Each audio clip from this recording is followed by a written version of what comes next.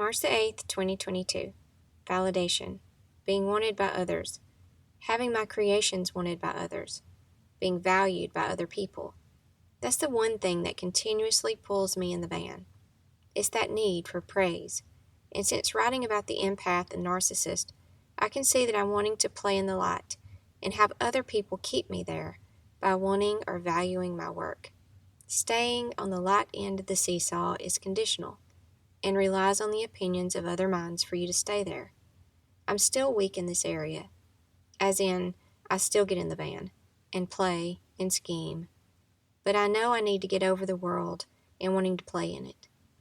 Having my work succeed might give me a temporary high, but I want consistent peace that isn't based off of what other people do or don't do. I know I find this in the in-between, not in the light. I think I just need a little more practice for that to really sink in.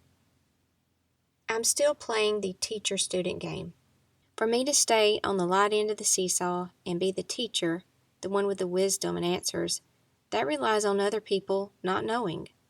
That is the game I need to retire from. That is the game I keep losing and wanting to win.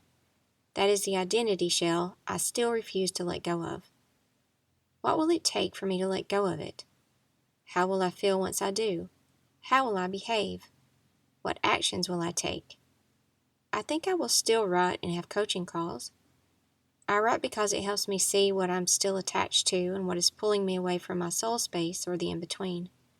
I am not a teacher. I am not a nurse. Sometimes I do teacher actions. Sometimes I do nursing actions. However, those are not my identity.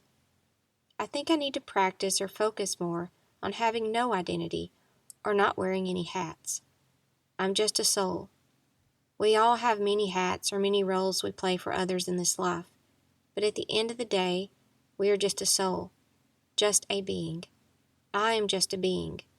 When I take care of whatever comes in front of me, I take actions that can be labeled as this or that. I wear a hat. However, I'm still just a being.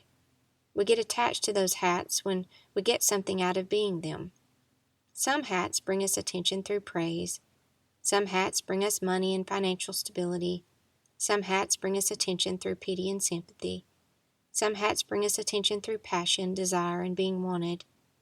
That white van knows the hats you have attached to and says, "Get in, put your hat on, and we will go make sure everyone knows what hat you wear and supports you wearing this hat."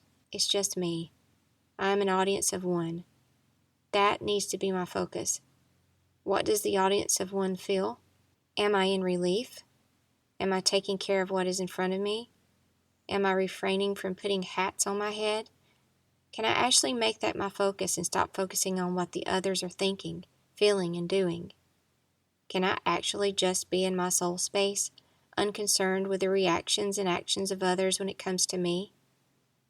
I think I'm still missing something. I feel like there is a piece of information that I don't have yet that when I do, I will detach once and for all. Or that could just be what my mind is saying. What will my life be like when I'm free of this once and for all? When I actually am not concerned at all with others' thoughts about me? When I realize this is not the path to peace and stability? When I stop the obsession? I imagine that my ability to stay in relief will be stronger. I will feel more free, more content, more fulfilled. That sounds like a pretty good trade-off. Trading unconditional freedom and relief for an obsession over the opinions of others about me and my work. I would rather have the freedom. I would rather have the relief. I think this needs to be my anchor statement to my mind when it pulls up beside me in the white van and tosses me the teacher hat to put on. No, thank you. I would rather have my unconditional freedom and relief. It will say, "No, put it on. You will teach them and they will love you." I know there is no guarantee in that.